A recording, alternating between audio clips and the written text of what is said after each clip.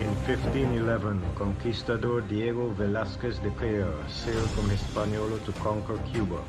His first settlement was at Baracoa, but the Spaniards were attacked by the local Taino population, who were initially organized by the cacique Hatue, who had himself relocated from Hispaniola to escape the brutalities of Spanish rule on that island.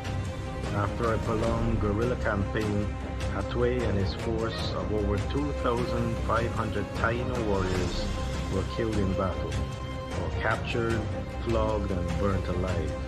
And within 3 years, the Spanish had gained control of the island by 1514. Spanish clergyman Bartolomé de las Casas observed a number of massacres initiated by the invaders of Cuba as the Spanish swept over the island Mauritius. Notably, the massacres near Camagüey of the inhabitants of Caunao. According to his own account, some 3,000 Taino men, women, and children had traveled to Manzanillo to greet the Spanish in peace with loaves of cassava bread, fish, and other foodstuffs, but they were without provocation butchered to the last baby by the Spaniards. Modern DNA testing has revealed strongly surviving genetic physical traits similar to Amazonian tribes such as the Lokono-Arawaks in individuals throughout Cuba. Although the native population was largely destroyed as a culture and civilization after 1550, under the Spanish new laws of 1552, Tainos in Cuba were freed from encomienda, and 7 Indian towns for the surviving Tainos were created. The community at Caridad de los Indios in Guantanamo is one such nucleus.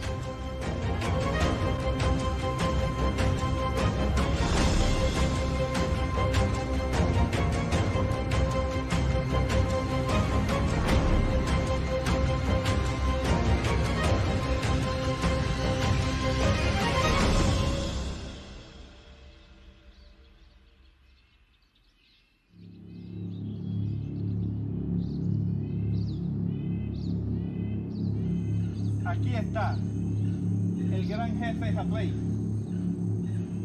y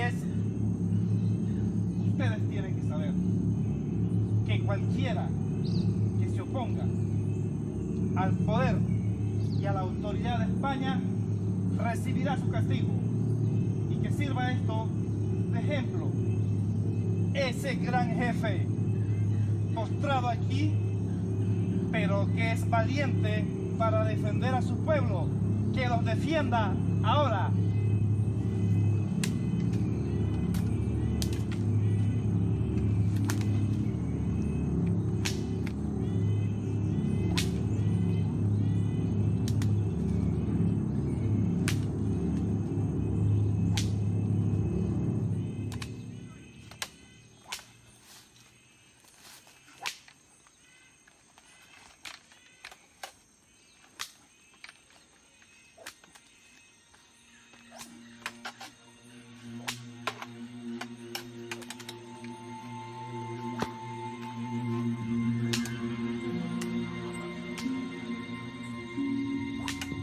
¿Verdad?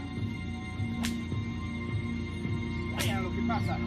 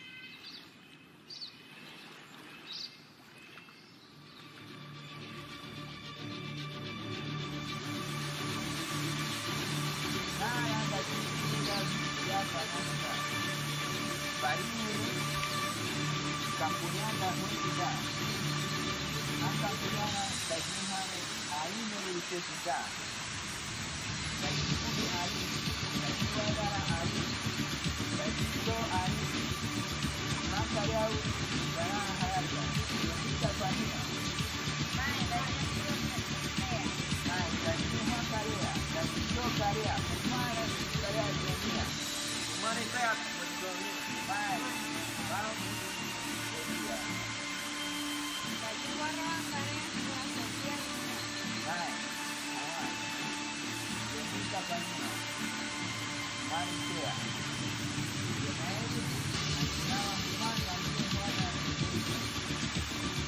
Gracioso con tu padre. Vai, Johnny.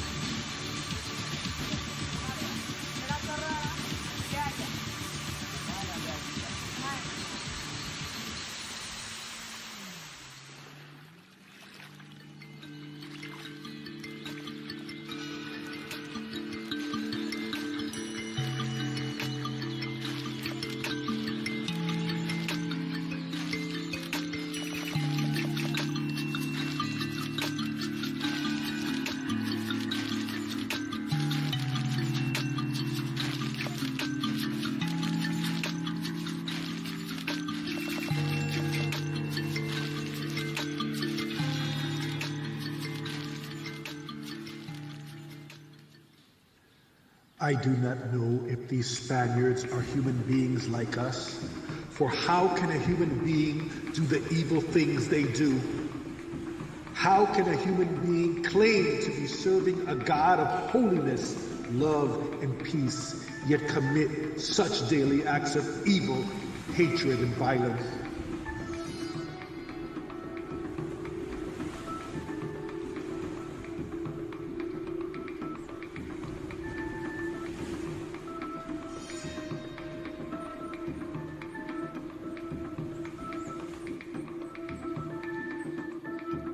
My people, I do not know if we will live to see the return of the happier world we once knew, but as I stand before you, I vow that the spirit of justice that compels all noble men and women to stand up in defiance to tyranny and oppression will forever roam these sacred mountains and valleys long after our bodies have returned to Ataveira, our Mother Earth, for it is better to die with honor, fighting for freedom and justice, than to live in shame as a pacified slave to evil men.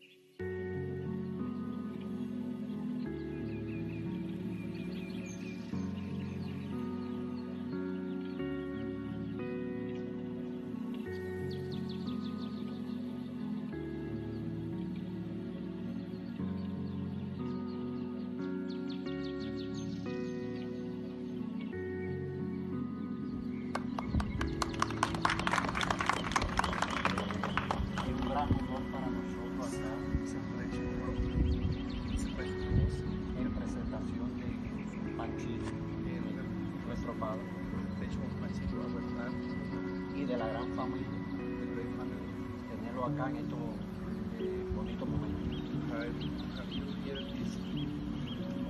A través de las expresiones que usted hoy en la mañana nos está dando, cómo ustedes allá han llegado acá a conocer la gran familia. Tengo el honor de decirle que gracias a ustedes y por venir aquí a darnos este ejemplo de familia.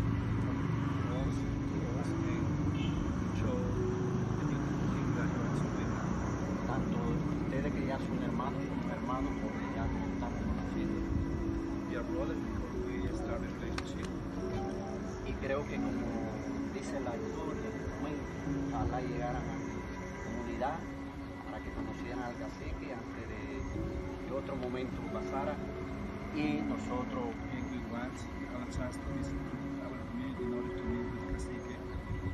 poder ir a conocer nuestros hermanos de allá del lugar de ustedes. As well as we have a chance to travel at the place to know the others.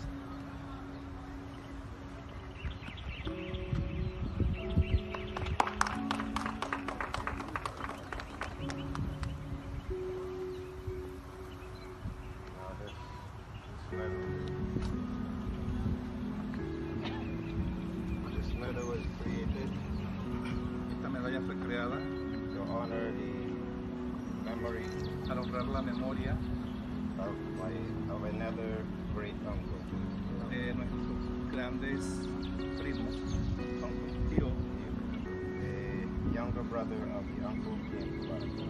cuando el hermano menor de nuestro tío vino a Baracoa. That tío married a Taino descendant. Que fue un descendiente del taíno aquí. This uncle, David Arnold Iwebu, Este tío honró David Arnold de Weaver. David Arnold de Weaver es la persona. He is the only Arawak in Guerrero de Altos. Él fue el único Arawak World War I. Guerrero de Altos. el segundo a nivel. And the only Indian to shoot down a German airplane. El único indio con la capacidad de atacar los aviones alemanes. Anti-aircraft gun. Antes que So, many times he was in combat situations. muchas veces en situaciones de combate, Other people around him died, but he was here. la gente alrededor de él murió, pero él siempre vivió. So he's remembered for being the most famous of the Arawaks ever in that war. Él es recordado como uno de los más famosos Arawak de ese momento. So he created a medal to give to the people of descendants. Y él creó una medalla para dar la vida a los descendientes Father of bravery. que demostraron el valor, la valentía. Last year, the government of Venezuela accepted his medal as a posthumous award.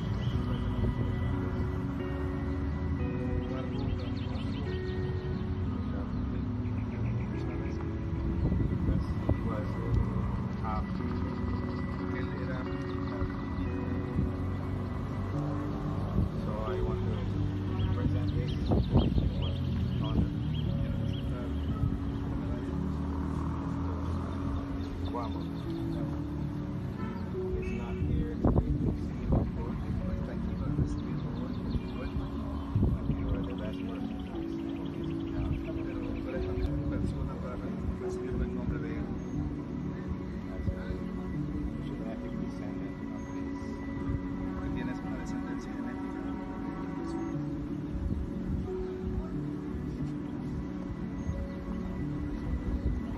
Y ahora que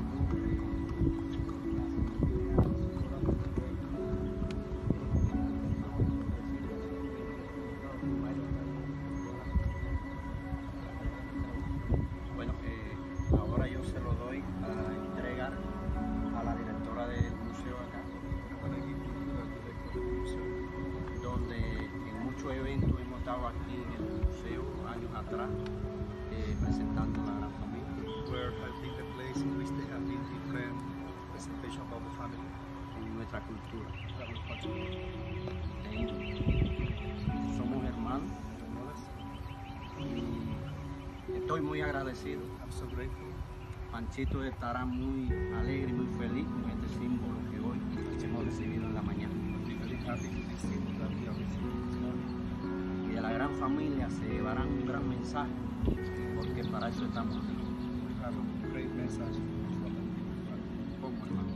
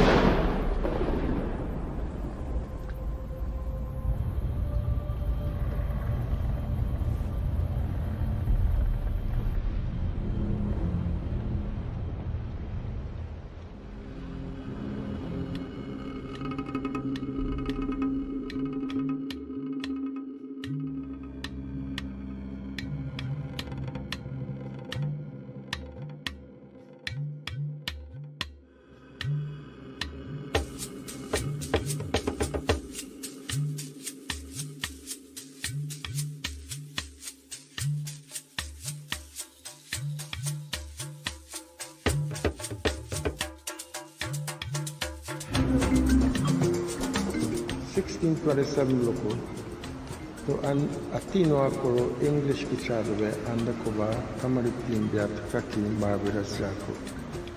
Kata hamako Lokono kakika to kairi jako.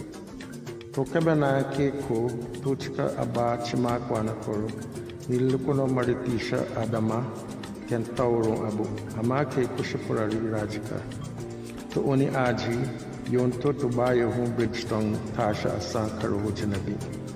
Tajako sabo satu condition lukukada ken to andilia beto menyakada tajina chima bumbia 26 iwa lukuji andikitin 1654 kakatamaritin koba aba imiliato chimakwana tukichado aichin lukuji katirita to kabura Lokono chimakwana kuro kento uni Lokono uniya Tokata kona aitabero ajakata hamako Lokono kakika Barbados jako 1540 jiki. Spanish amaputikeshi meyobe balito Barbados rumakunji kodika hama loko jantu bare. Tora meyobe balida hadali kodono ma South Maria ka Iraki takiado akanama. Tora be kodika to Lokono kakichi hadali uchkidi ka North Maria. Ni Lokono ba kakichi to bara hoji ke ayun to hururu jako dikisha mato meyobe kebena trabe di kimbora abali jaro loko to hia to kairi jako kamonchinada to meyo kondobe di kimbia ni Lokono taha bara loko waria na kwanko firotari imbiamanto di kakwana marituata 1608 viol loko to Dutch marito kubachaha. Bikido andai ni Lokono kakikwanchi to Spanish ken Portuguese eredahi jiki ken 1540 bora na janima ni nayonomu to balisha to eredahi kona ken naitwambia kakana dikin hatu meyube andi tobo ken na yakatwambia na sare nonwa to Spanish ken Portuguese be kodikambas bodai tondai aita na kairi konji Lokono baro ronankaro dika saren to meyu ken to kondobe na yakatona lewaria dai usada lo akona ken kidoa dinda hamako chimako anakoro kono tau ya marikwa to waria to ko kebena kuma 87 wiwabia iwa loko ni Lokono maritisha da dikoha ya isa din tukonji niraronki aita halikata maritwa tajako sabo iwa loko kakato onibera andi ken tindin tuhororo inya onyabo darida tatakona abu shoko betu ken firo betu hororo shiwara onikan lokoji tohu koleda ken poratanto mishi beto jenabim baisa kona ken boredina toho domaki to isadahi ni Lokono niha to chimako anakolo kona viva lokoji aji ke tanko kebena aba chimako anakolo jinabin viva lokoji to adabe taube maritasha da abu turoha chaki doma abaro chimako anakolo sajanto maritwa kojinaba ken sare makwa 1540 waria and kitin 1627 87 iwa totoraha jiki Lokono irachinera di kimbo ke isada and kitin to onibera ibidin koba 1626 iwa loko sachi makwa na koro sakwama 1627 iwa loko.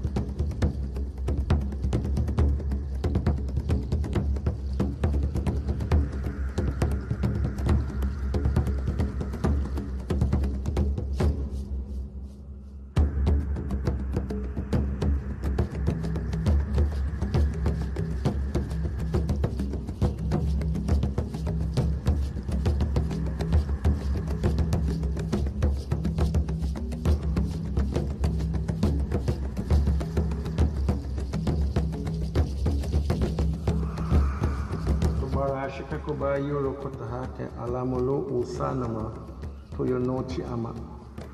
Tochi kimbia kotaha te kembia barara fuji.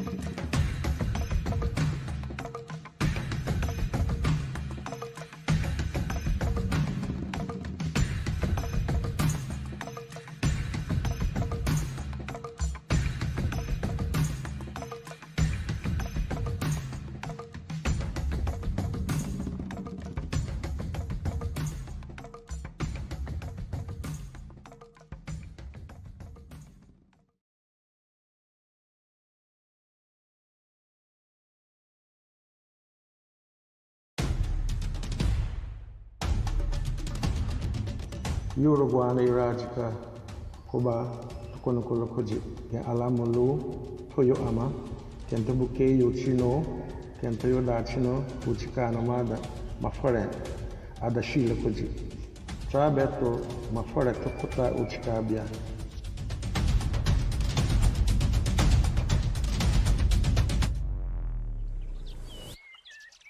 You wanna?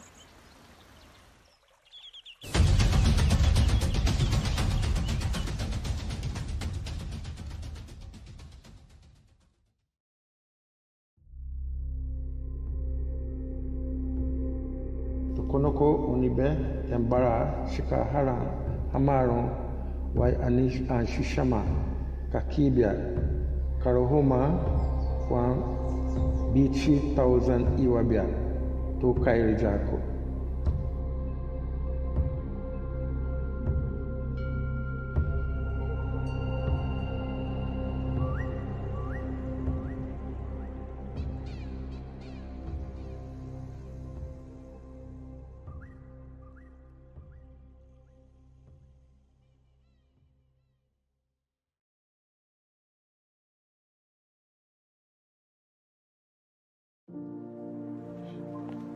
Maparawa to Yuru to Hara to Kairi Jako.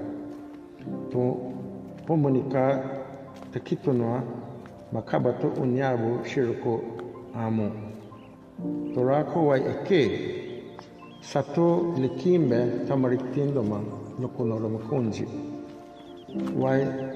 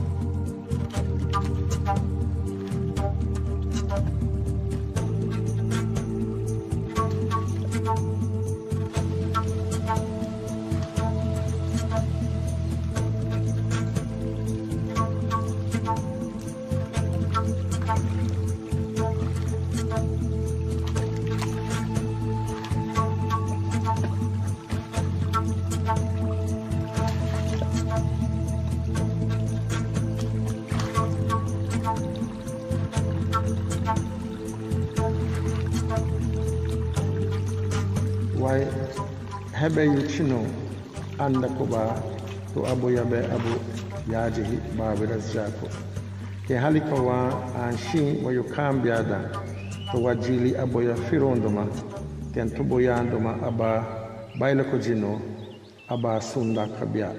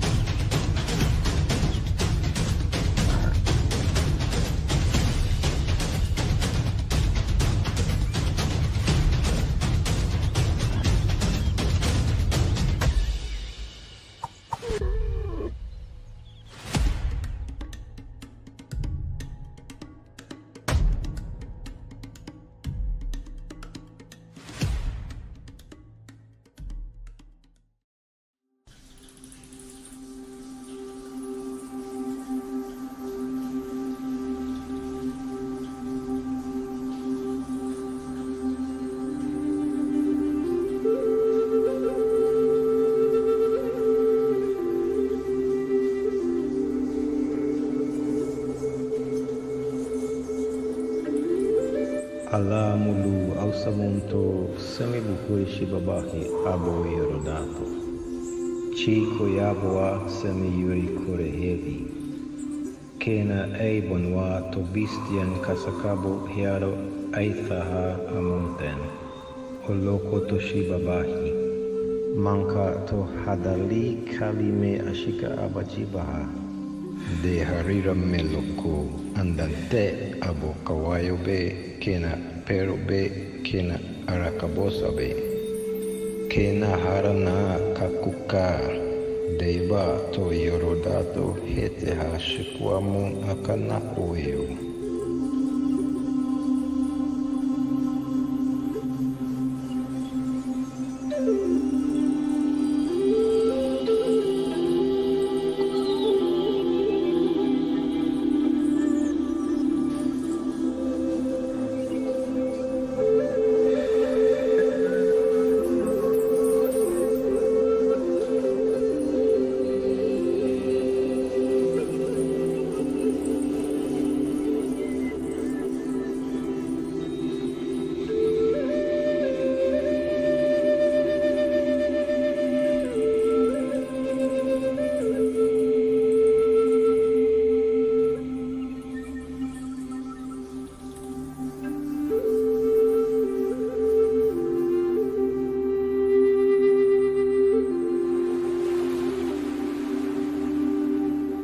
Machan ba an kiti kaskabube to alamalo to toyota abuanjiki kaka to toyo bikodinda takambia to oniloko to ontadika halikata hukumakin to inyabu to hoto wakaya tatono.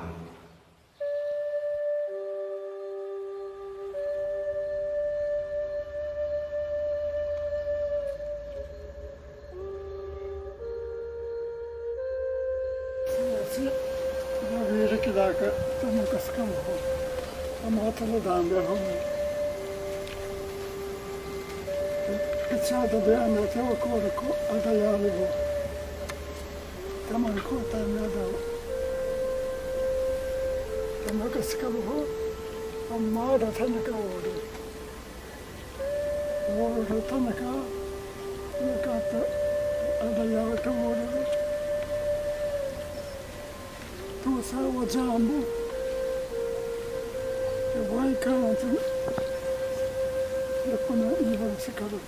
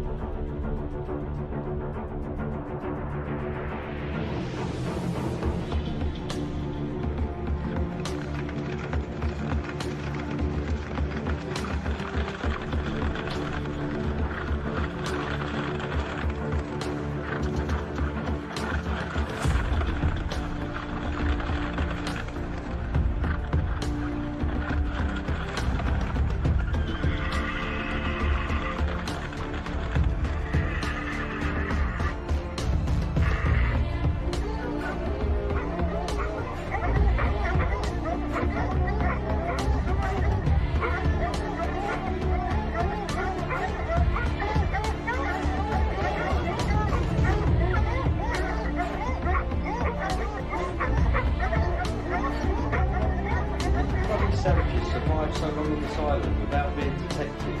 Anyway, lads, get ready. Ready? Fire!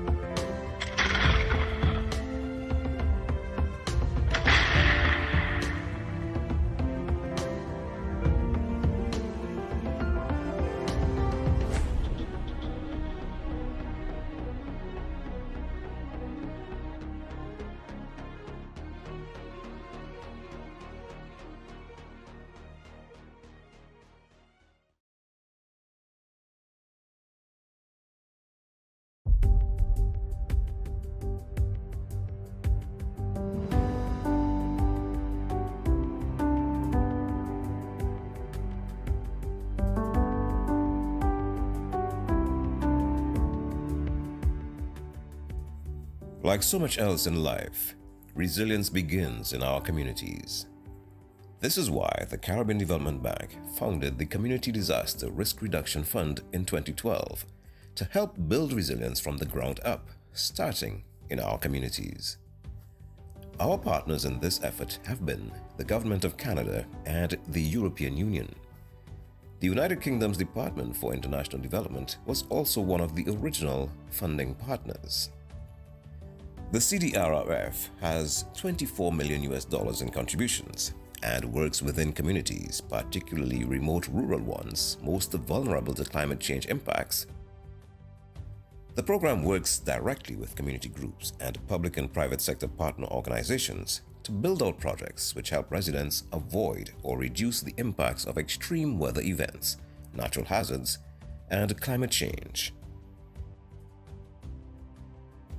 Over in Belize, the Humana People-to-People Belize project being implemented in the Toledo district is helping farmers to improve the climate resilience of their operations through strengthening infrastructure and early warning systems. The name of the project is Building Adaptive Capacity and Resilience to Climate Change in Southern Belize, Toledo. We have three components. The first component is early warning system, and under that is where we are rehabilitating two shelters, one here in Blue Creek, the other in Bladen. We also installed 3 rain gauges, one in Corazon, one in Bella Vista, and one in Golden Stream. We installed 3 river gauges so they can, for rivers that normally flood that we were unable to monitor before.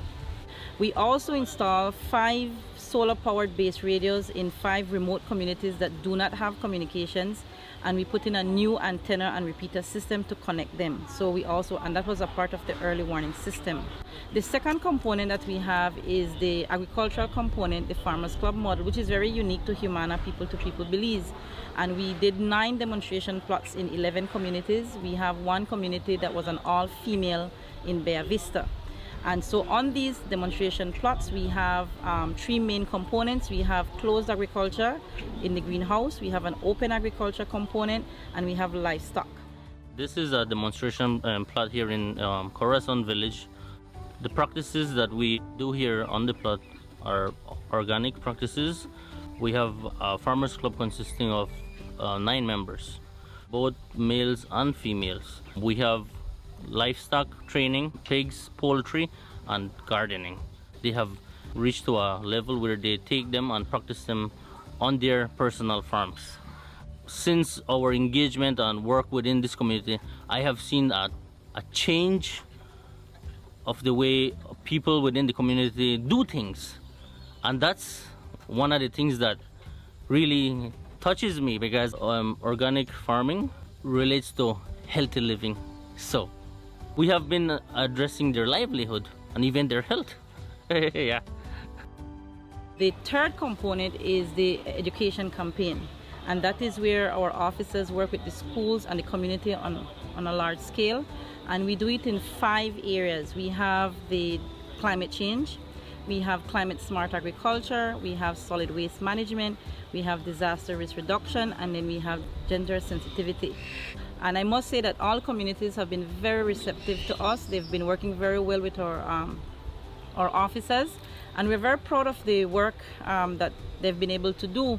We do a lot, and so the funding from CDRF was instrumental in being able to implement a project of this size. Holistically, we have over 11,000 that we're in the target areas.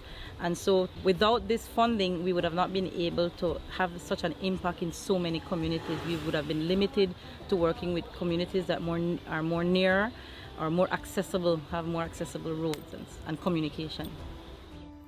These programs are building community resilience and are protecting the livelihoods of residents and their families so that they can face the future with confidence.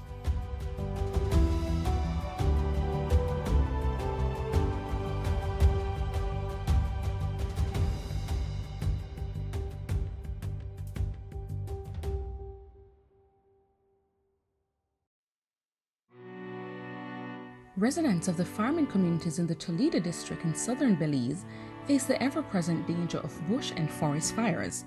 The fires are a threat to their farms and livelihoods and are often made worse because of climate impacts such as drought. It is a challenge that the residents have collaborated with Humana People-to-People Belize and the Community Disaster Risk Reduction Fund, CDRF, of the Caribbean Development Bank to address.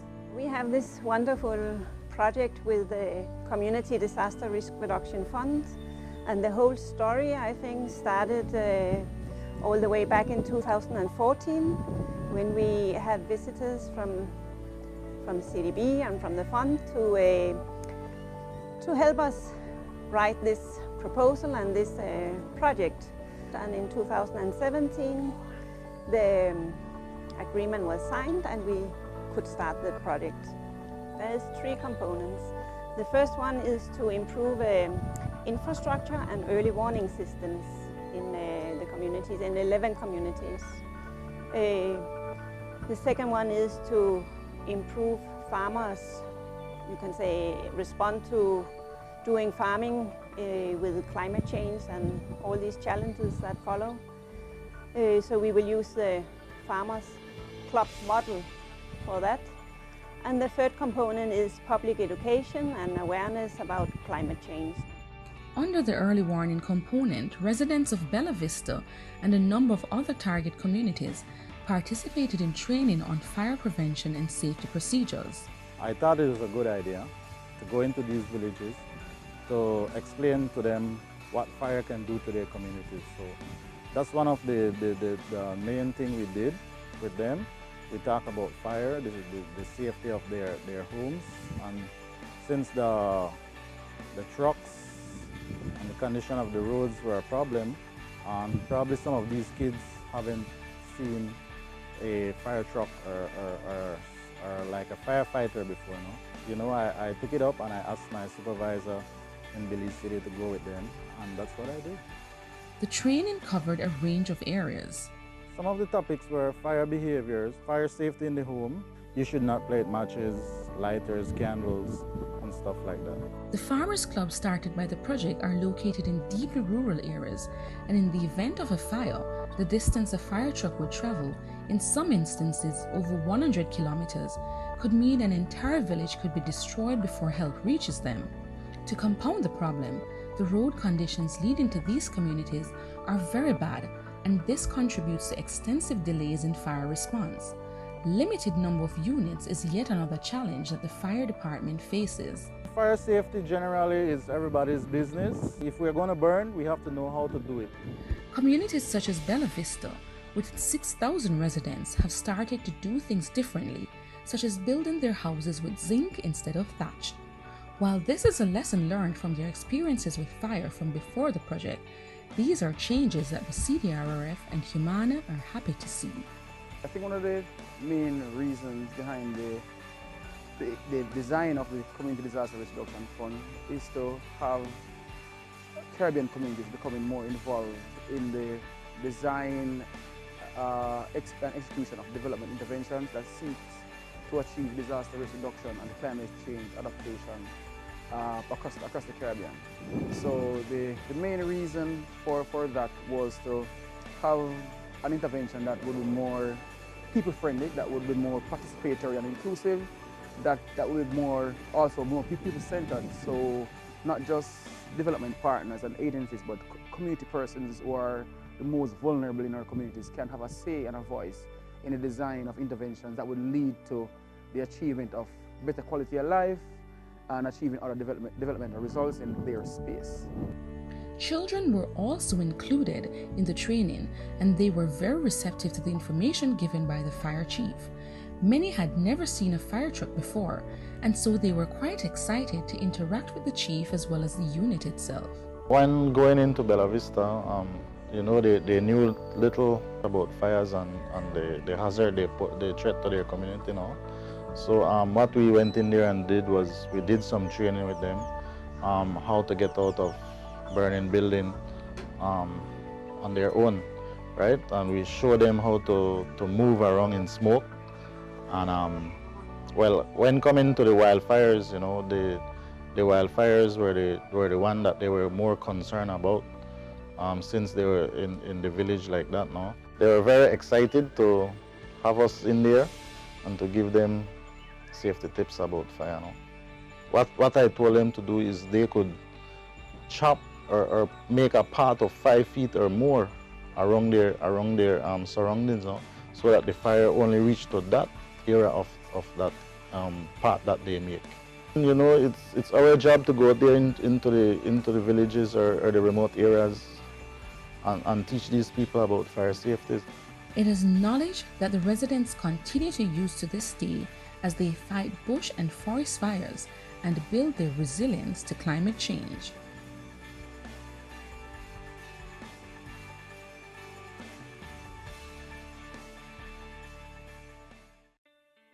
In Belize's remote Toledo district, poverty levels and indigence are higher than the national average. With limited resources, responding to the impacts of climate change is even more of a challenge. The Community Disaster Risk Reduction Fund, managed by the Caribbean Development Bank, is helping the area adapt to the realities of climate change and become more resilient to climate impacts.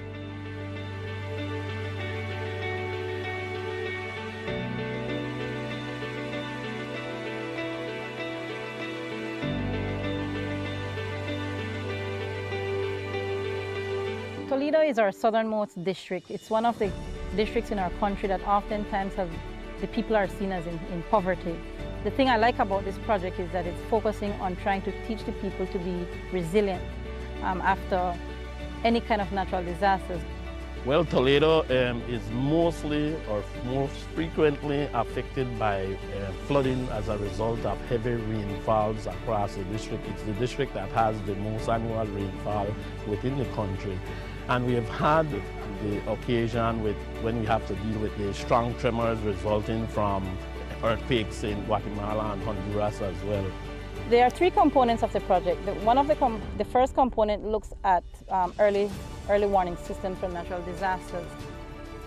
Some of the plans include the rehabilitation of emergency shelters, building of drains, the installation of radio communication systems in some of the remote communities, and the installation of rain and river gauges in vulnerable areas. The shelters are very important because these people are cut off when the rivers flood, and when they're cut off, Nemo cannot get to them, which means they cannot come out. And as you can see behind me, a lot of the traditional homes for the Maya people are touched, and so in a hurricane those would go. And so the first place they need to go is to leave their home and go into a shelter until the storm passes. The second component focuses on agriculture, and the idea of agriculture is not to necessarily focus on agriculture. The idea is to have people be able to bounce back after a natural disaster. If we do nothing, if we don't address these climate change that we're already living, the agriculture sector itself is going to lose. And in that area, we're working with Farmers Club. Each of these communities form groups. They are involved in crop production, vegetable production. They have we'll be dealing with greenhouses. Part of it is the livestock with local chicken, pigs, and sheep. When we start this project, we are lack of experience. Then he opens our eyes how to do it, how to go about the project, so that we won't use no fertilizer from the shop or from this, So we are using organic. Project that I think is essential for Nemo is the part that is going to be dealing with the food security, because that is very essential in a disaster management program as well. And so we were happy when that agricultural component was built in, because for us we always have to be trying to deal with the farmers whose crops goes underwater during that flooding and so on. So working with them now helps us to better address that issue. And then the third component also ties in, because that is the public education and awareness and that area we're focusing on climate change, climate smart agriculture, solid waste management, and gender sensitization. Working with these groups, because it's formed not only by men but a lot of involvement of women, and that's very amazing. And the ministry itself, it's promoting a lot of involvement of women and youths in agriculture. And over the last 3 years, the Toledo district has been very successful in winning the Female Farmer of the Year at the national level. One of the Farmers Club is exclusively made up of women. Proyectos que han dado y doy gracias a todos mis compañeros de trabajo. Todos estamos muy felices recibiendo lo que usted nos está dando por este proyecto. Y cuesta un poquito, pero sí, estamos contentos de hacer, aunque venimos caminando. Nos da un poco duro el día, pero siempre nosotros todos estamos bien aquí trabajando con todo eso. Así. So far now we are just getting to know about the climate change. Yes, but so far now the people from here, from Bella Vista, they are so happy. Because for instance, like the young boys, they are getting out of hand with parents. Although they get their education, but no job. Thanks from the good Lord that other nations are supporting us with finance, so that we will bring more young boys so that they won't go and do anything from the road. Well, our mandate is to improve the quality of lives. So with this project, it builds on that, and it helps these communities whereby our ministry is unable to do that by itself, and that is why it's important that we collaborate with these NGOs, other CBOs, to improve on that. And in doing that, it also is addressing and meeting the basic needs of these rural communities. I applaud the efforts of Humana and CDB for seeing the importance of the project. And I very much like the structure that they have put in place in our project steering committee, where we have all these collaborating partners. We have education, we have rural development, we have CARD, we have agriculture, hydrology, Met Office, because there are times when we work in isolation, we may not be seeing how we impact someone else. And so by bringing all the entities together, it allows for better collaboration, and I think it ensures that the project is going to be successful. And that is something that I applaud both CDB and Humana for ensuring that the project has that structure in place.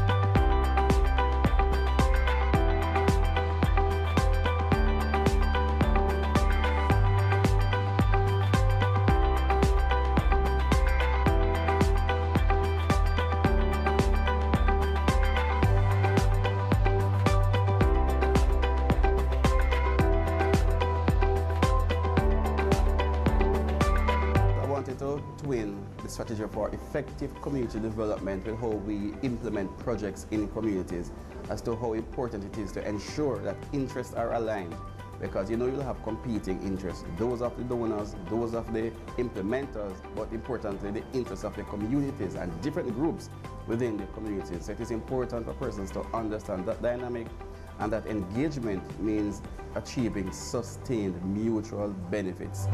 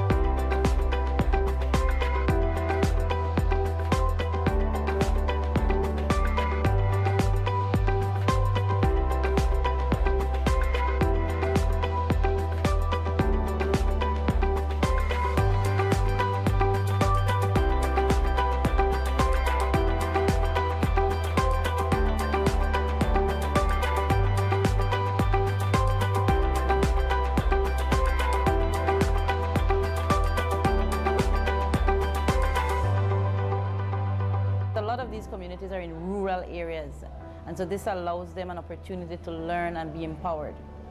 I found it very useful because one of the things that it validated something for us, because we've been working these months on trust. And so to hear it being highlighted as something is something that I'm glad that we recognize and that we have been working tirelessly, going into the communities, leave home at 3 o'clock in the morning to be there at their convenience, so to build that trust and to build that trust in Humana. The CDB workshop, which focuses on community engagement, I consider this to be very timely. Know that we're going to be a beneficiary of a CDB grant and going out into the community of Clarendon, engaging so many farmers in the community of Peckham. We are learning the art of engagement, and doing community engagement for 25 years, you would think that you would have learned so much, but coming to this workshop, interacting with the various partners, I'm finding that I'm learning new approaches to engagement. The difference between engagement and intervention has put a whole new spin on how we relate to communities to make our project a success.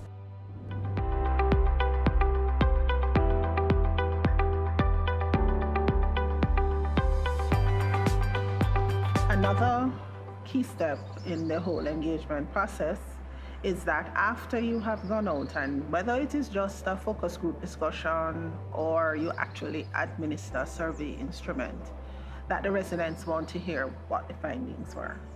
So you need to find some opportunity to go back and say, well, okay, we came and we asked you these questions, and this is generally what we found. During the survey, people made that point to say, well, you know, they're just so accustomed to people coming and asking, but nobody tells them. So what we have started to do, we at CDRF, that is, whenever we do the community engagement survey, we not only share the findings with the data collectors and the agencies that work in that space, your public sector agencies primarily, but we also share the findings with the residents.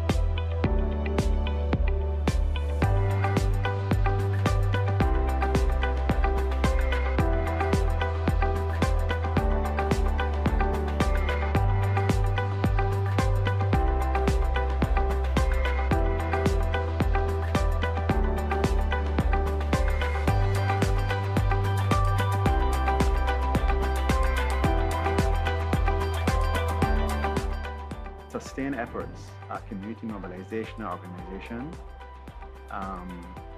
has become more complex and onerous, yeah?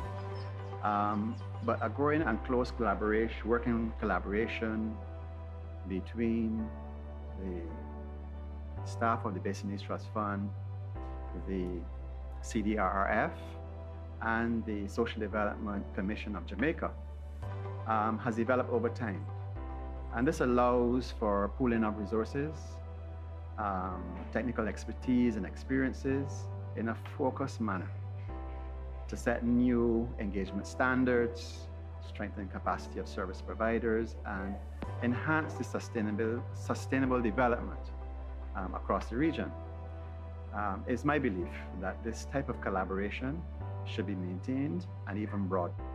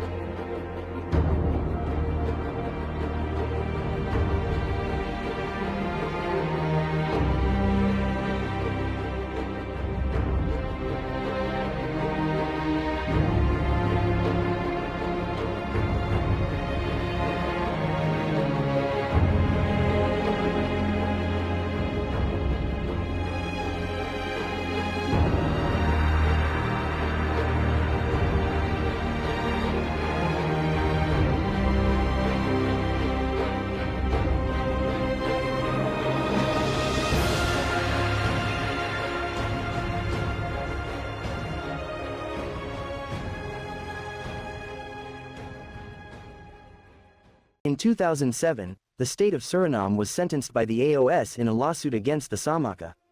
The Samaka verdict states that the rights of the tribal and indigenous peoples in Suriname must be included in the Surinamese constitution.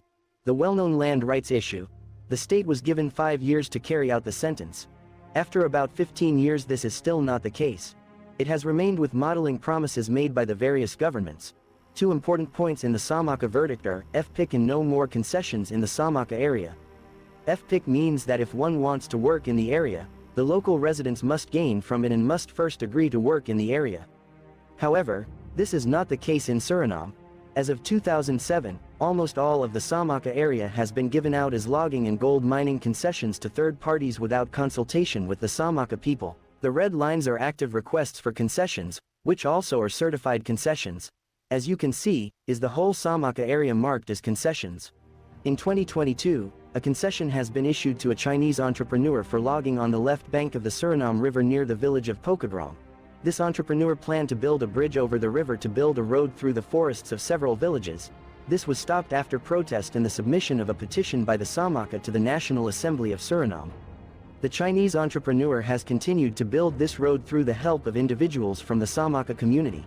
The entrepreneur placed pontoons on the river and brought his bulldozers and trucks to the other side of the river. Daily dozens of tree trunks leave the Samaka area via these pontoons towards Paramaribo, without profits for the local communities. The Samaka people who are working with this Chinese entrepreneur are a few corrupt people who are not respecting the Samaka verdict and the laws of the Samaka traditional collective land use. This is not only a violation of the Samaka verdict, but also a violation of human rights in general, because through this constructed road illegal gold mining will increase in the area and this will lead to pollution of the waterways and ecosystems in the area. This road is forming a tread for the Samaka people, because it stretches from the Samaka area to another neighboring Maroon tribes area, where gold mining and logging polluted most of the waterways and ecosystems. The Association of Samaka Authorities VSG is against the recent activities in the Samaka territory and will do everything in their power to protect the Samaka people and their forest.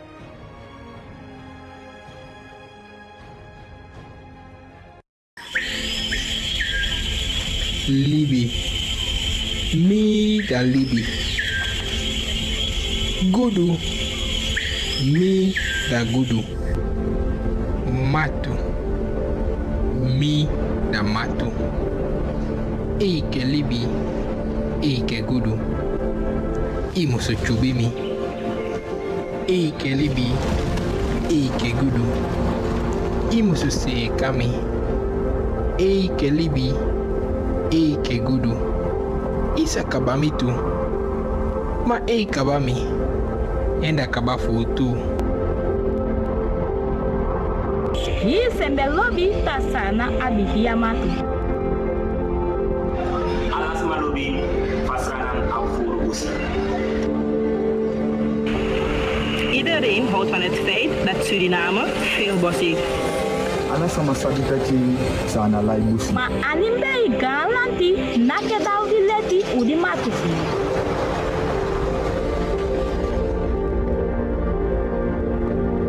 Ma gralanti no asentina broleti fure. Maar wij die het bos beschermen, onze grondenrechten worden niet erkend.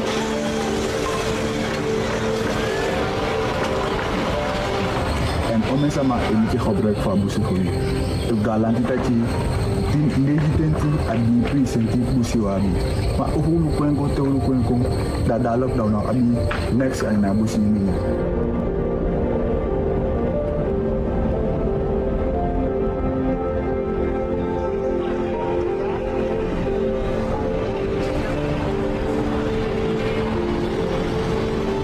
Ya bukan tu sama saya kenapa? Ome hulu yali bakakalen ewen lang matanga no tenabago letete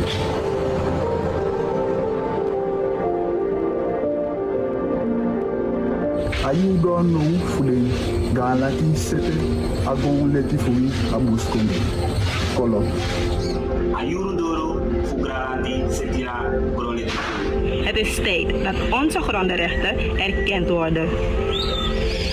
de yu kisi fu kuma busi kondes nenge hopo tampu feti badi leti fu fa kode aweti.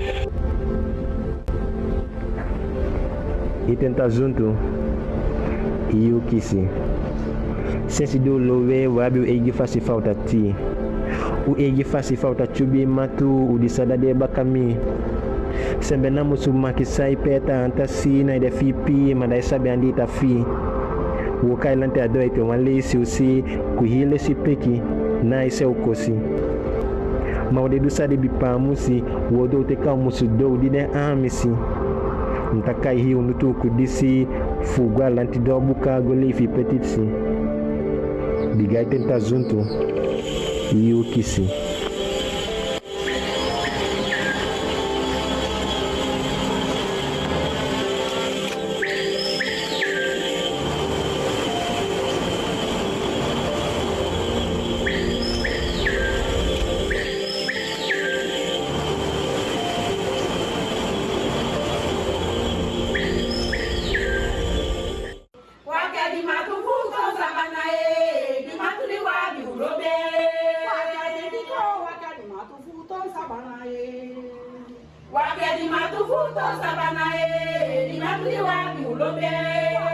The Samaka tribe is an Afro-descendant community that has inhabited the Suriname River watershed for over 300 years. They have a deep spiritual and cultural connection with the land and have preserved it through their customary laws and traditions. However, over the past 30 years, Samaka communities have struggled to defend their land against intrusive logging and gold mining activities. In the 1990s, the government of Suriname granted logging concessions to multinationals in their territory without consulting them. For almost a decade, their forest was exploited, causing the destruction of agriculture fields and pollution of drinking water sources. In the year 2000, the Samaka decided to stand up and defend their territory against these threats and fights for the legal recognition of their land rights. No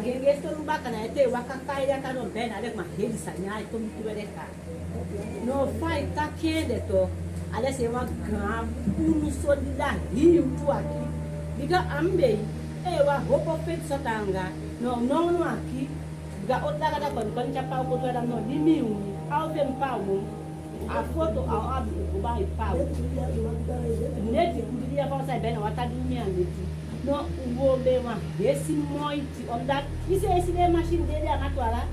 They organize themselves into the Association of Samaka Authorities and filed a petition to the Inter-American Court of Human Rights. The petition asked for support to stop human and land rights violations in their territory.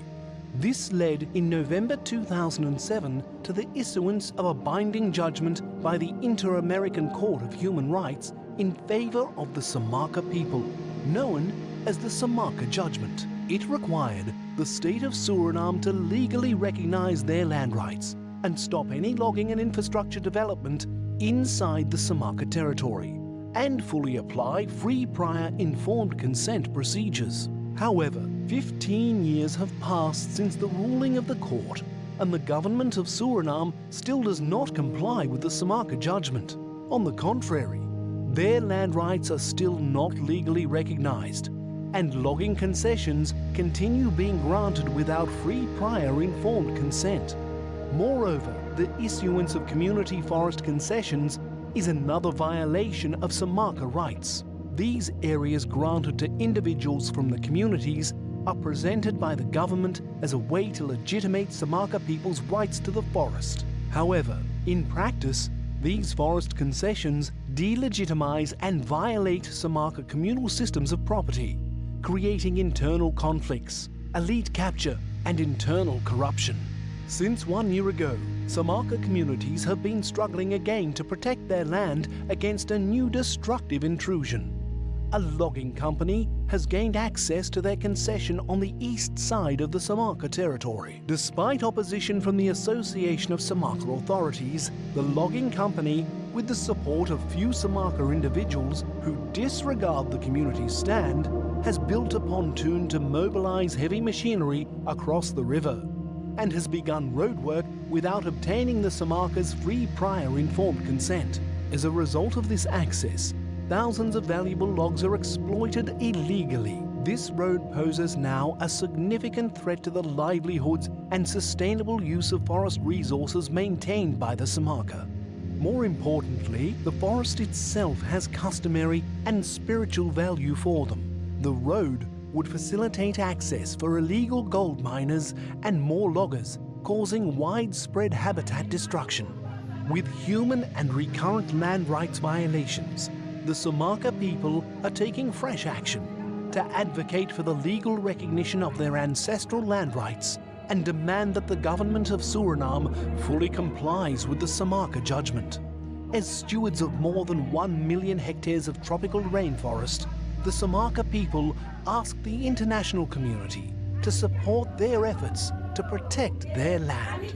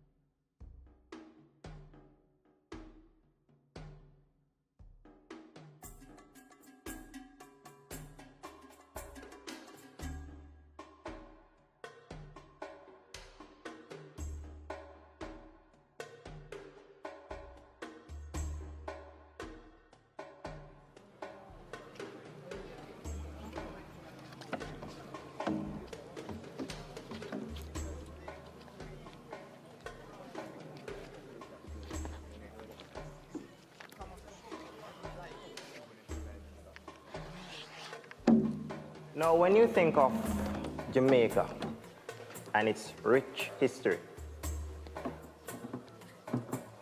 the first set of people that comes to mind are the Maroons.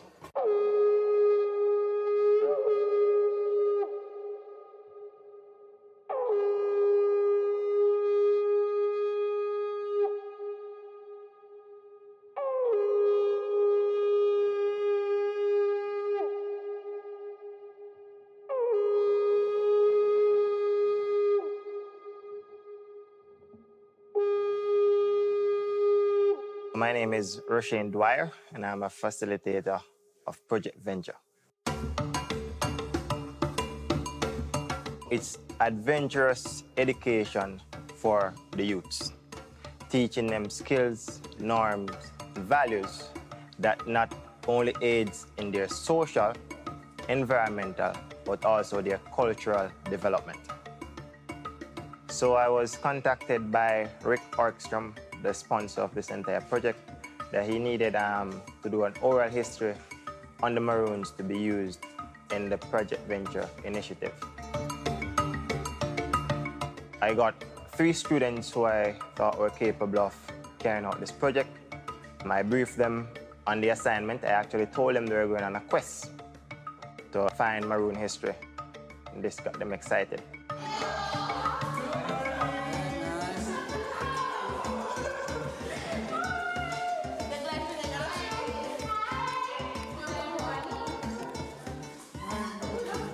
My name is Gabriel Ling. I'm a past student of the Newell High School doing this project adventure. My name is Andre Logan and I am a past student of the Newell High School. My name is Danny Campbell. I am a past student of the Newell High School. Alright guys, so welcome to our compound. We were selected by our chemistry teacher to participate in this oral history interview in Akompong. I, for one, gladly accepted because I wanted to know more about the Maroons.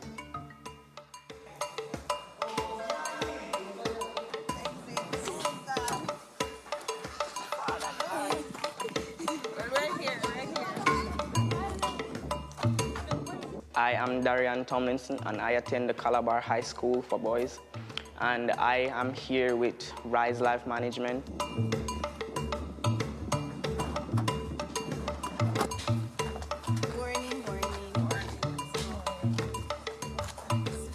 My name is Tiamoy Hardin. I attended Immaculate Conception High School and I'm a representative from Rise Life Management Services. My name is Patrice Williamson, a former student of the Holy Child High School. I'm here on the Project Venture, which is basically an initiative to help discover your roots and your culture.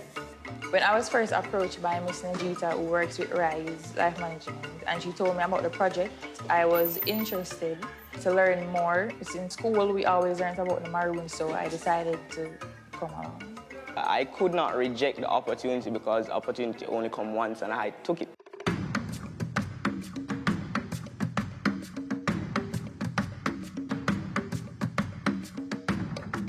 My name is Nardika Anderson. I am a resident here in Akompong Town. I am a Maroon and I'm also a certified tour guide.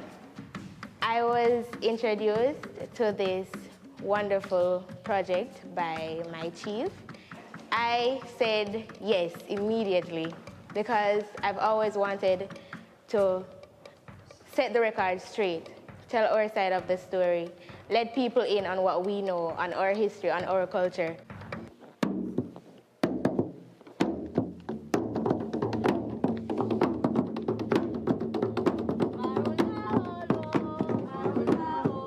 I'm Torain Vassar. I'm from Akompong Town.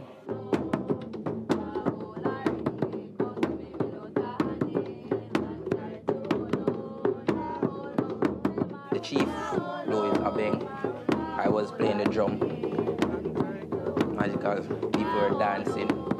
It was awesome.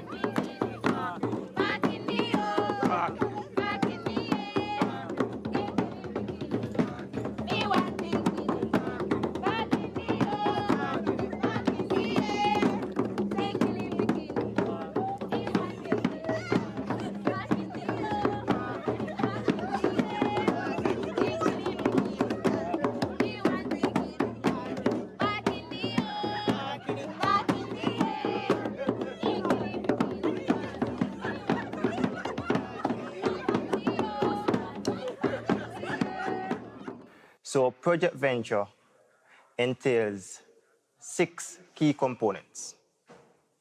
1, positive self-development. Now, in my time here at Akompong, with my conversations with the chief, self-identity seems to be a universal problem.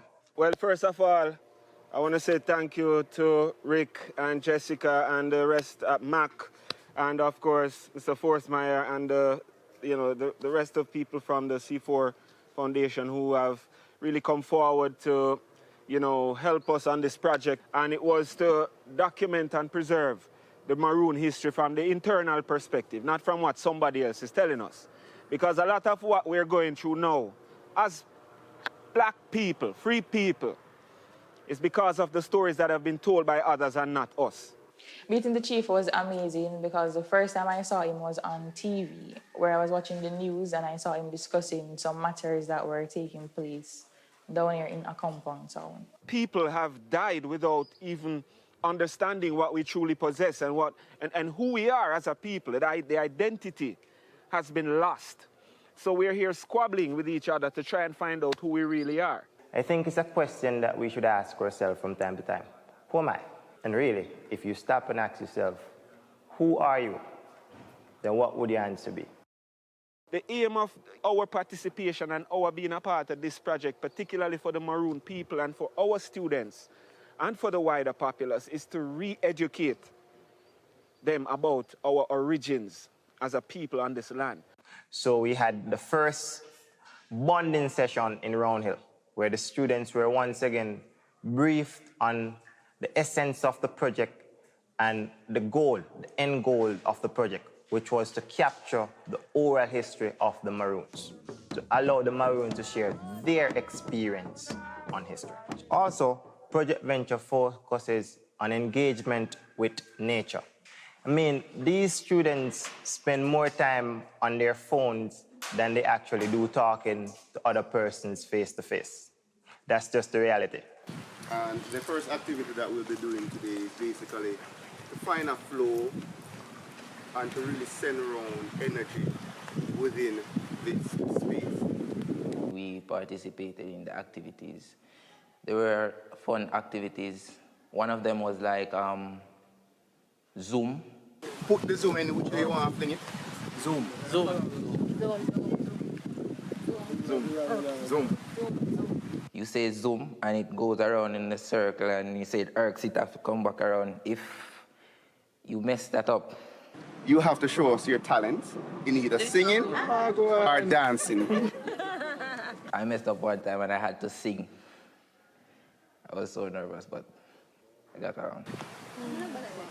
Every word spoken in my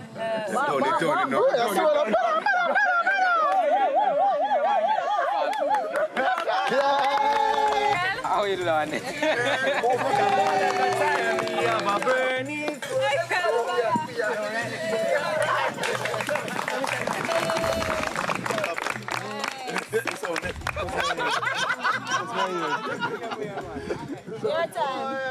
So engaging students with nature is an important component of this Project Venture initiative also.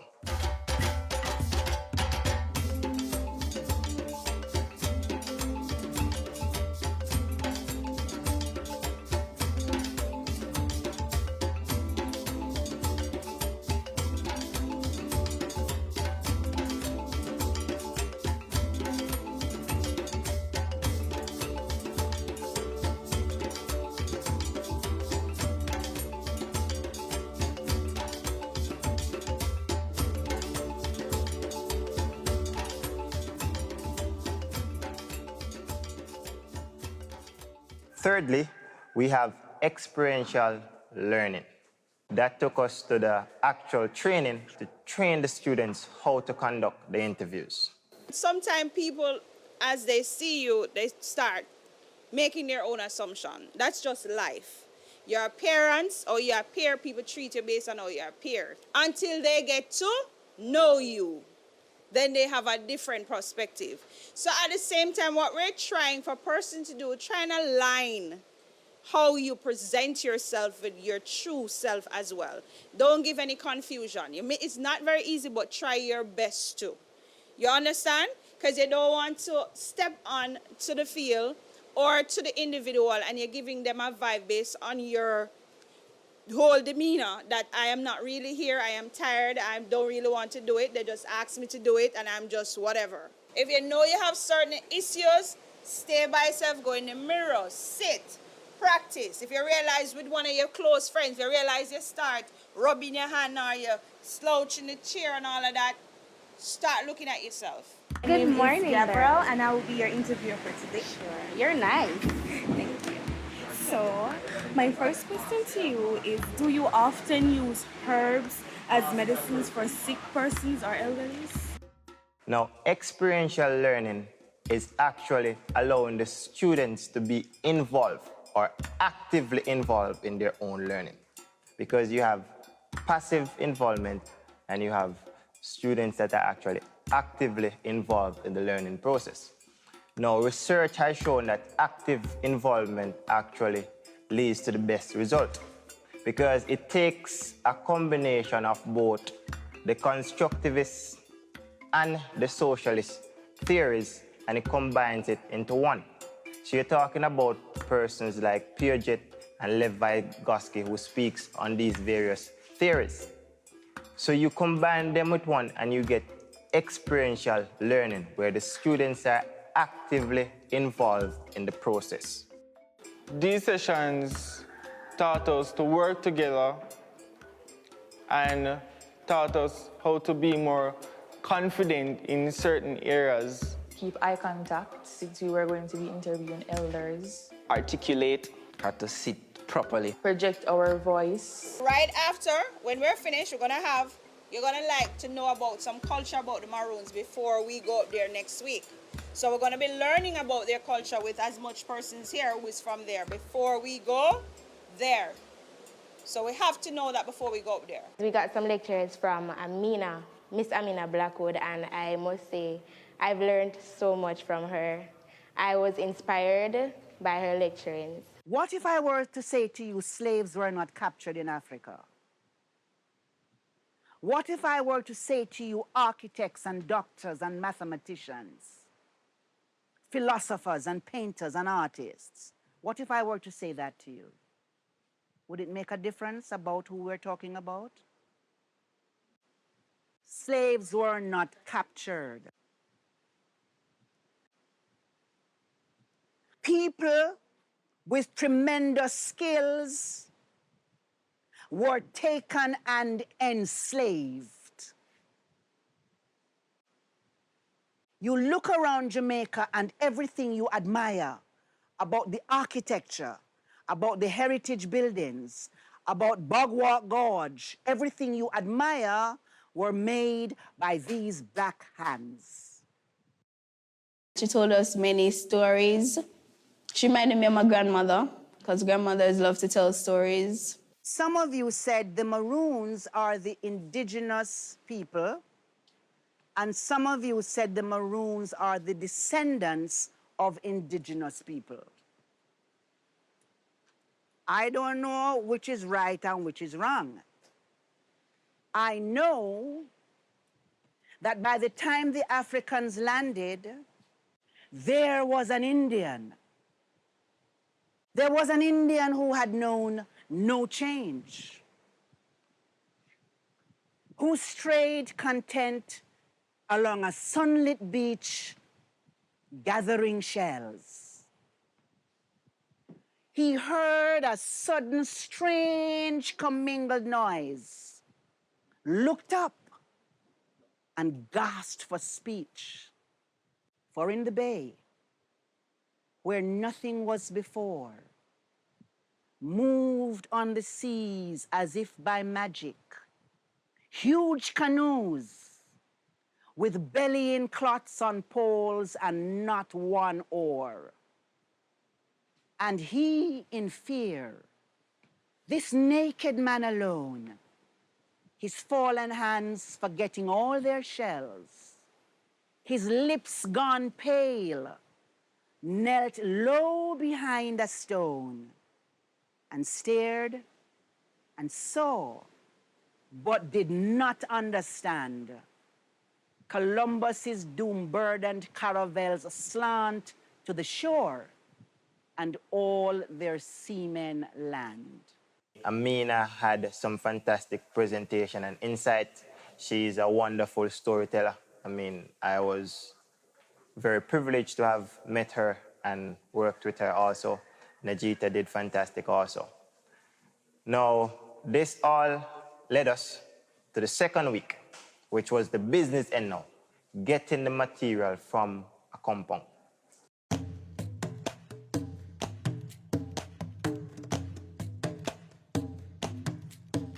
So in a compound, first we had a tour of the community.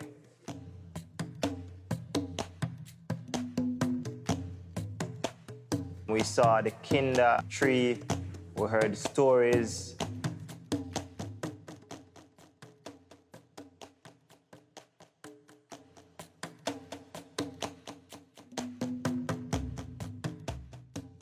We also saw a cemetery that had some leaders and other Maroons there. And we saw a lot of herbs along the way. The fourth component of Project Venture is connection with community and service.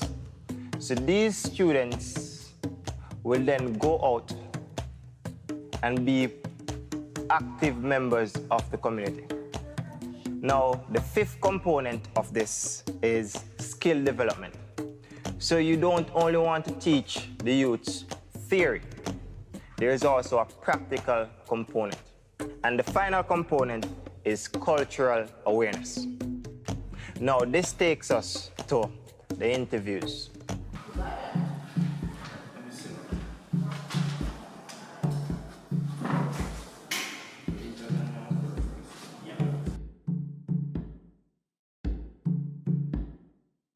I went to Riverhole, a place named Riverhole.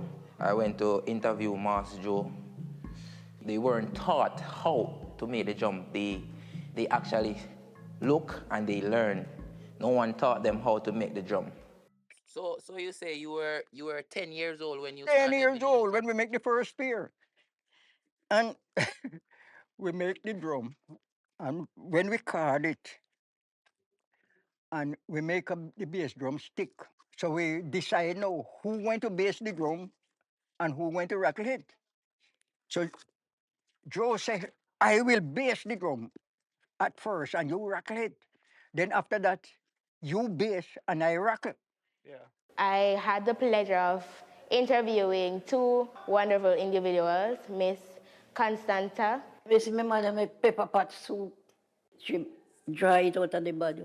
And look in them, so you have to pick off it and then strip it. And strip the other part. And then you tie it up and put it in the pot, make it go and boil. When you know it boil, you take it out and chop it up. And chop it up. And you start, you cook, you put the yam or anything you want in there. When you know it cook, you put the body water, you chop up in there. And make it stay there for a while and cook. You don't use no cock soup nor nothing in it.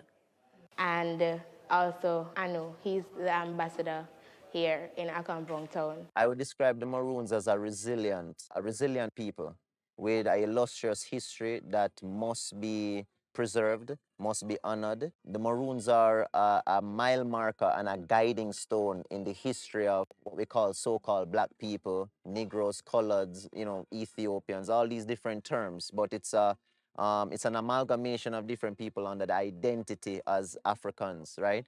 That we were able in the Western Hemisphere to show that we are able to free ourselves from oppression. We learned so much. He was just amazing. Both of them were absolutely amazing. I've learned that many of the rumors that persons are speaking about are not true. To come across Maroons was like, I never know what to do, what to say.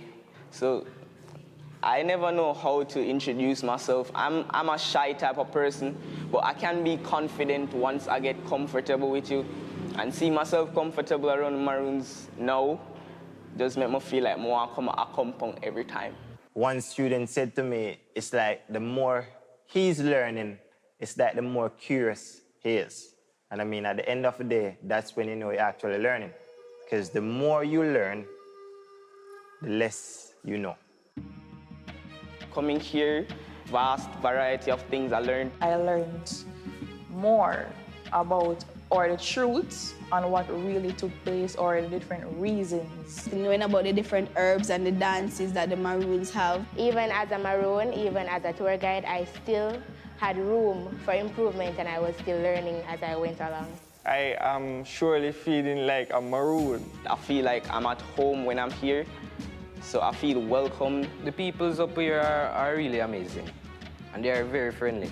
They are no different from nobody. They're actually like normal people.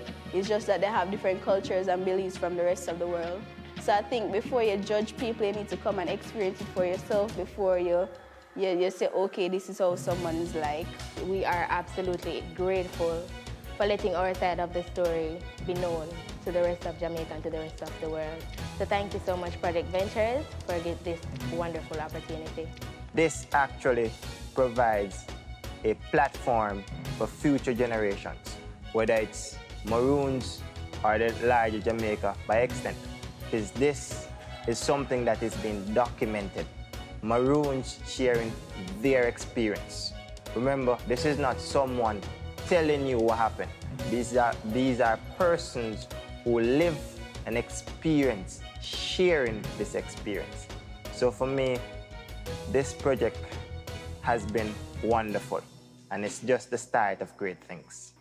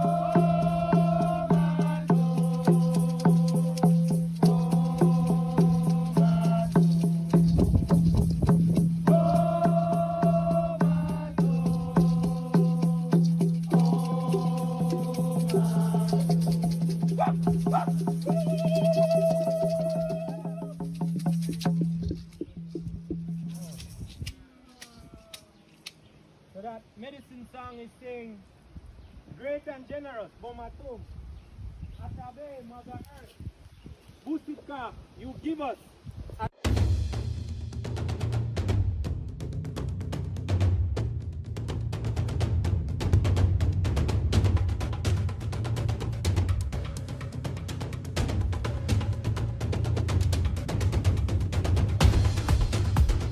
My name is Kalan Nibonrish Kaiman, and I'm the chief of the Jamaican Hummingbird tribe. As chief, my responsibility is the well-being of our people, being that representative, that public image of our people, because we have suffered so much that through the paper genocide being written out of history. So now my role is really to be an ambassador, so to speak, to the public, and also that healer, medicine person, Behike, for our tribe. For Jamaica, whose indigenous name is Yame or Yamaica,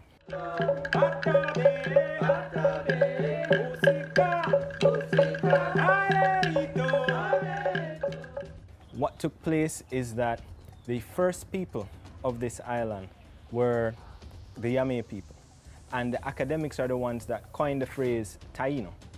Previously, they realized a connection between our indigenous people here and the Arawakan people of mainland South America, mostly in the Venezuelan region.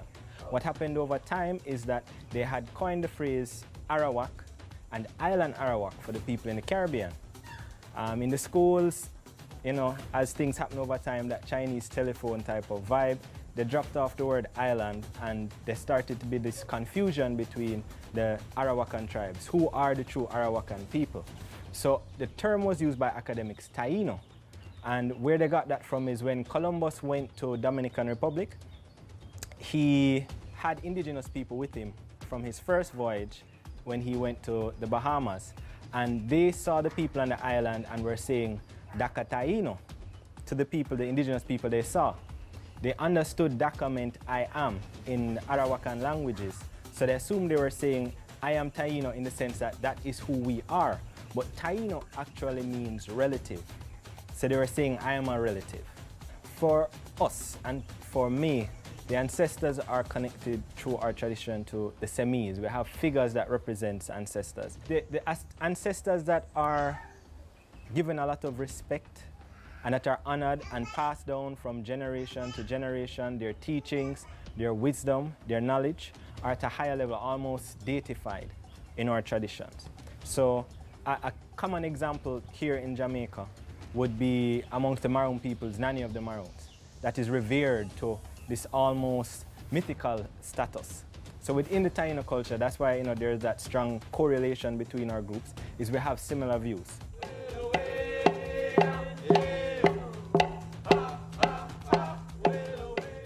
There's the ancestor of your family, which we call Opia, which again is connected to the term Dopi, that those spirits would come at night in the forms of bats or in the forms of owls, night animals, and they would bring guidance, wisdom, knowledge, and understanding to the people.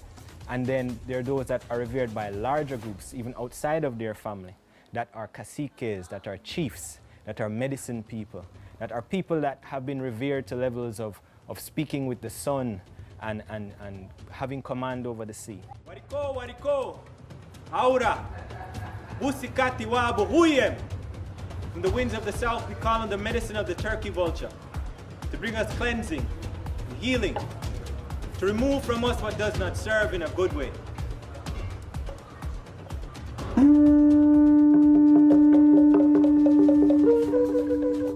Understanding who we are, yes, we're mixed people. We're people that have European, African, and for some of us, indigenous to this region ancestry. And when you understand that, they understand that they revered nature, they revered the land. They found it sacred, the land that we walk upon. Tibaka Hubaba, Mother Earth, Mother Gaia, we come to you for healing. We call on your medicine, you protect the little ones. There are certain sites and certain spaces that gives us a deeper connection and just this space of peace and understanding. And when we open ourselves to listen to the guidance of the things around us and that deeper connection is open, it helps us to navigate the things that seem so challenging in our life. So for example, each morning, as a part of our tradition, we greet the sun. And with greeting the sun in the simplest form, as we teach to the young ones, is to say, what are we happy for today? The day has just started. What are we happy for today? And we share that with those in our space and we reinforce that, because sometimes when we're in a space of darkness, we need someone else to help us to see the light, that it is there. It is always there, it is constant. The sun will always rise. And it helps us to move through the difficult moments in our life, the challenging moments in our life, and to remember that we are related to all of these elements. For our indigenous cultures, grounding represents that space of connecting to the earth and the elements, being mindful. The wind is blowing, which direction is the wind coming from? At nighttime, do you have an anchor? Are you aware of simple constellations like the Big Dipper, the Southern Cross, Orion's Belt?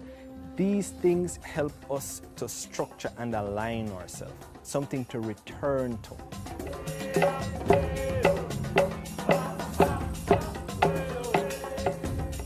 There's so much deep teaching behind the concept of the medicine wheel, which is walking through these points, south, west, north, east. If you pay attention, there are certain birds that come from these directions. There are certain times these birds come. Waria Soraya Kwaibe.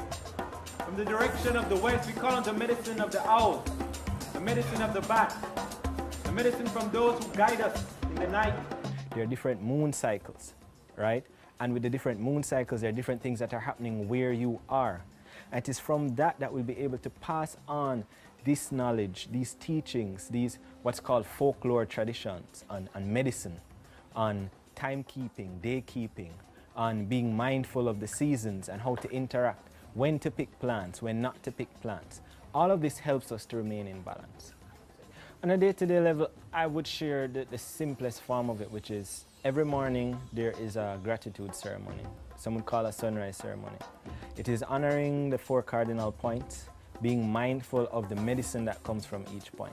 So the sunrise brings a certain medicine, the sunset brings a certain medicine. The north direction carries wisdom, the south direction carries medicine. And one of the teachings that we'll have is that when you catch the first rays, those red rays of the sun, it grants you wisdom to go through the day.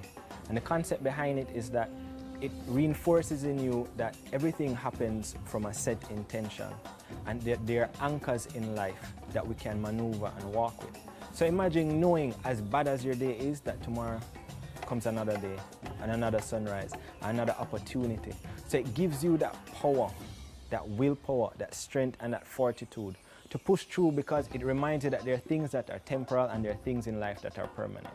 And even from just that mental space of grounding to something so powerful, so constant, so nurturing in our life, it shifts us.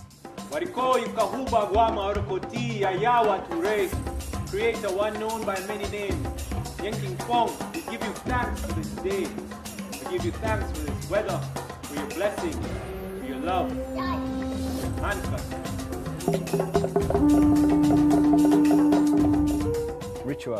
Rituals help with grounding. Rituals are basically practice that you have devoted yourself to doing every day, all right? Now, there are things that we already do every day, but we're not conscious that these are stemming from rituals. We bathe every day. We cleanse our bodies every day. We have certain hygienic practices that we do every day. Now imagine each bath that you take is a conscious bath. And each time that you're cleansing yourself, you're consciously saying to yourself that as I wash my head, I'm clearing my thoughts. As I wash my hands, I'm clearing my actions. As I wash my chest, I'm clearing my heart. As I wash my feet, it's where I go, things I've stepped in, things that I may carry with me. It's being, the concept of being grounded is being conscious. This is an amaraka. It is made of solid wood, and there is, again, conscious medicine in the creation of the amaraka. Now, most are aware of the maraka, which is like a calabash gourd which holds within its seeds. Amaraka is a medicinal maraca that is used by medicine people, behikes and some caciques. And it's a ceremony in creating it, because the concept is, how do you cut this solid piece of wood to end up with a ball in the center? And what it teaches you in the practice of making the amaraka is that we can create beauty from all of the elements that we already have. And it also teaches us that while the outside world may not be aware of what is taking place inside of us, when we move, it creates waves. So everything has a conscious message and a teaching behind it.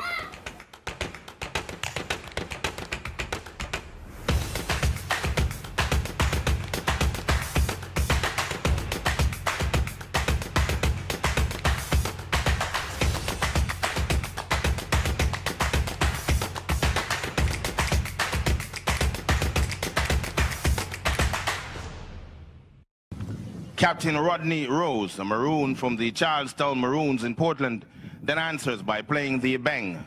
The Maroons of Jamaica helped to originate the use of camouflage during their conflict with the British military on the island.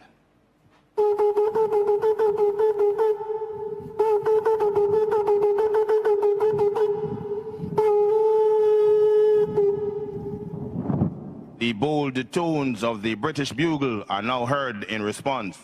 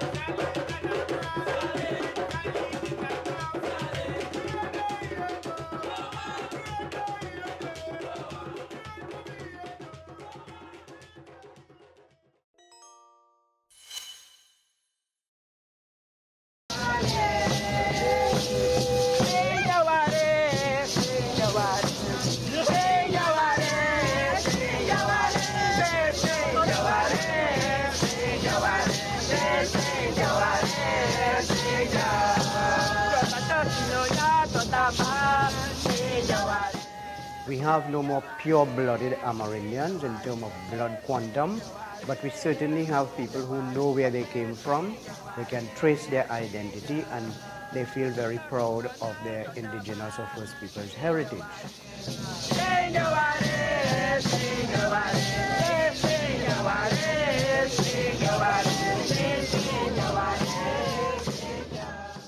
For the past few years, we have been lobbying that the curriculum should include more of the First Peoples, because in the past there were just a little bit of it and not a very accurate portrayal of the First Peoples.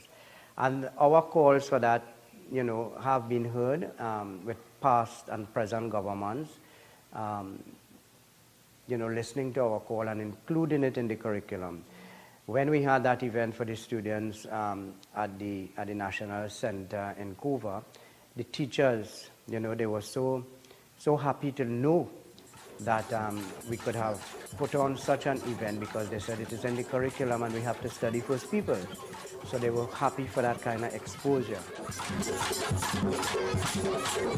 Those are names that were given by the colonizers, Caribs and Arawaks. They are colonizers' names, and it is not the right name for the nations.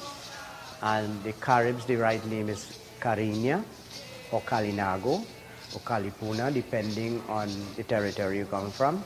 And who we call the Arawaks, the proper name and language is Lokono. But we talk about the Caribs and Arawaks, but in Trinidad there were much more nations inhabiting this space as opposed to only Caribs and Arawaks. We had the Warraws. The Warraws were a main grouping that settled mostly in the South Line. They came to this area also over time and mixed with the Caribs and the Arawaks, as we call them. But we had other nations. We had the Nipuyos, we had the Chimes, we had the Shaguanis, we had the Tamanapogotos, and you have all these other nations.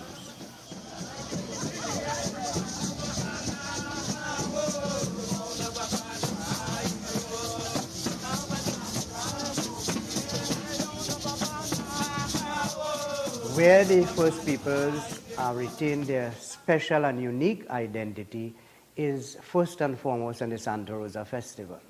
The Santa Rosa Festival is a festival of the Catholic Church. The mission of Arima was dedicated to Santa Rosa, the first saint of the New World. And the Amerindians who existed in the three encomiendas of Tacarigua, Arauca, and Cora were moved to Arima, and they were placed in this mission dedicated to Santa Rosa. So their patron saint was and still is Santa Rosa.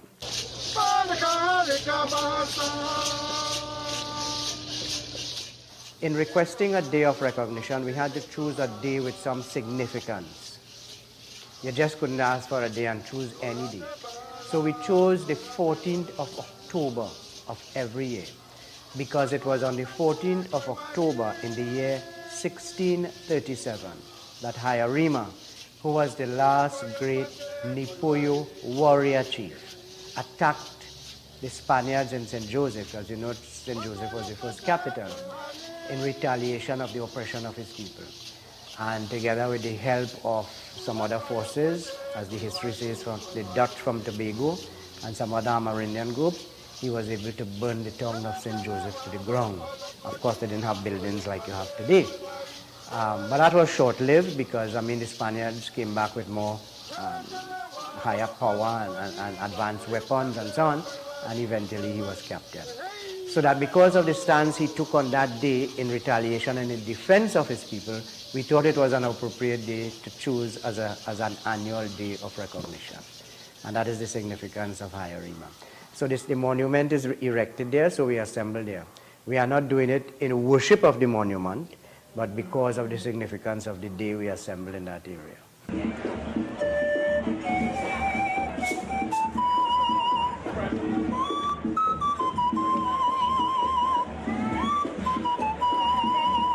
In the earlier days, the first people's culture would be mostly based in nature, agriculture people. They made their living off the land, agriculture, different crops, farming and so on, fishing. And they made their utensils out of the material they would find in the forest, out of the clay by the rivers and so. And they made everything they needed for their survival out of nature. Nature provided everything. Nature, the forest was their grocery. Pastel is not 100% indigenous. It is a mixture of the Hispanic and the Amerindian. The corn, the leaves that it is wrapped in is indigenous, but the meats and the filling is European, Spanish. So it's a mixture. Some people in Venezuela, they say ayaca. They call it ayaca, meaning a little bit of here and a little bit of there. The wild meat, of course, from the forest, the lap, the agouti, the tattoo, the deer, the wild hog. But those things in the indigenous form, it is prepared smoked. They would smoke it, dry it, so that when they needed a piece, they just cut it and they make a stew with it, or they eat it just like that. That is the real indigenous food. So the famous barbecue that we enjoy today is a development of that. So when you ask foods that we enjoy, the only thing that they would not have had is the sauce that you would put on it today. It's the food of the ancestors, the maize and the yuca. The smoke ceremony is one of the ways in which the indigenous people, some groupings of the indigenous people pray. The indigenous people's spirituality is nature-based. The harvest of the first crop is baked specially to be offered in the fire. The corn that is harvested will be set aside to offer into the fire, together with sacred incense that we harvest from the forest and tobacco. Not tobacco as you would go and buy a cigarette in the shop, but a tobacco that is specially prepared because it is the food of the gods, of the spirits, in the spirituality of the indigenous peoples. So that smoke ceremony is one of the mediums through which indigenous peoples pray to send their prayer to the heavens and to the Great Spirit. Those of the west, those of the north, and those of the south, bear witness to our prayer. My wish for the First Peoples is that we realize the village, the First Peoples Heritage Village. We have been returned 25 acres of land from 1,320 that we had originally in the mission that were taken away under the British government. We lost all, and we have now been returned a 25-acre parcel. Our vision for that area is to develop that into a village, a First Peoples Heritage Village, but not a village where you're going to go back 200-300 years under thatch and in outhouses and things like that. A village that will keep as much as possible the indigenous architecture, where you're going to have in that space indigenous industry, such as a factory to process the cassava, so that from that you will be preserving that aspect of the traditional foods and also bringing income to sustain the village. Similarly, the craft, an area to continue the indigenous craft, and also an outlet for sales so that you can bring returns to sustain the village.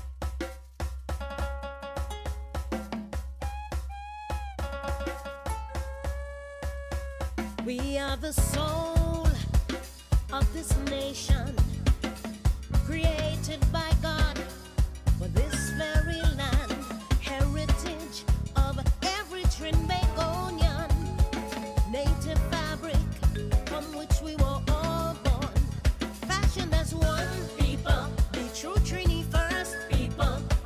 We still here, we ain't going nowhere. The Kalina and the Arawak, from Arima down to the Caucasus, we were first. We were first. The Nepuyo Yayo Shibayo, the Caribbean out of Tobago, we were first. We were first. Daimete, deaha, daimete, deaha, daimete, deaha, daimete, deaha, daimete, deaha, daimete, deaha, daimete, deaha. Hear the call, now it's time to rally. Let's celebrate our culture, our ancestry. Indigenous blood flowing through your veins.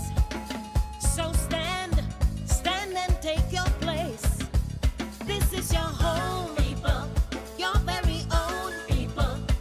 We still here, we ain't going nowhere. The Kalina and the Arawak, from October down to Shogunas, we were first. We were first.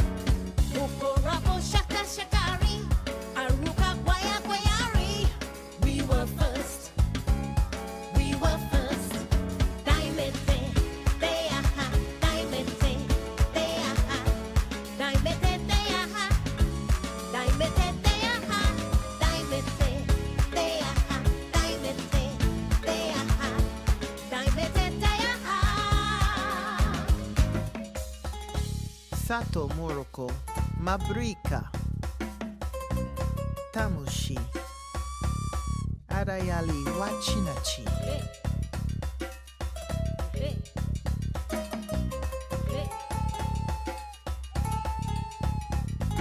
Well, you know how we Trinis love we belly. Come, Bukane preparing already. Maniku, love, Guti and Pong planting. Followed with nice cassava pone we eaten. Flavored with wheat, ruku, mixed in cassari for you. Yes, we here, we ain't going nowhere. The Kalina and the Arawak, from Arima down to the Caucasus, we were first. We were first. The Nepuyo Yayo Shibayo, the Caribbean out of Tobago, we were first. We were first.